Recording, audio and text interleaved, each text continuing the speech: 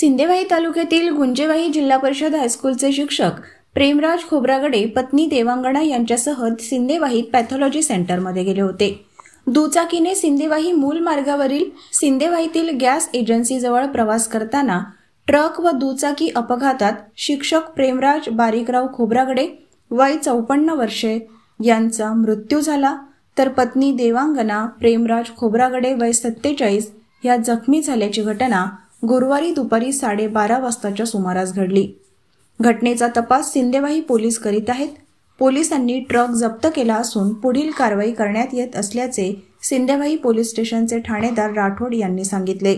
सिंदेवाही येथील प्रेमराज खोब्रागडे यांना मुख्यत्वे प्रेमकुमार खोब्रागडे या नावाने ओळखले जाते। जिल्हा परिषद हायस्कूल गुंजेवाही येथे पदवीधर शिक्षक म्हणून कार्यरत होते।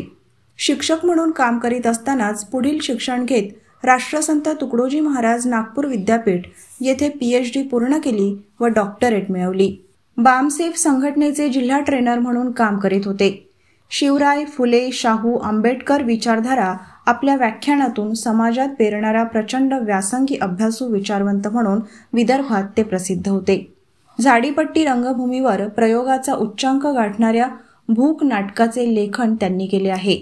डॉक्टर प्रेमकुमार खोब्रागडे यांच्या जाण्याने एक आंबेडकरी विचारवंत समाजाने गमावला।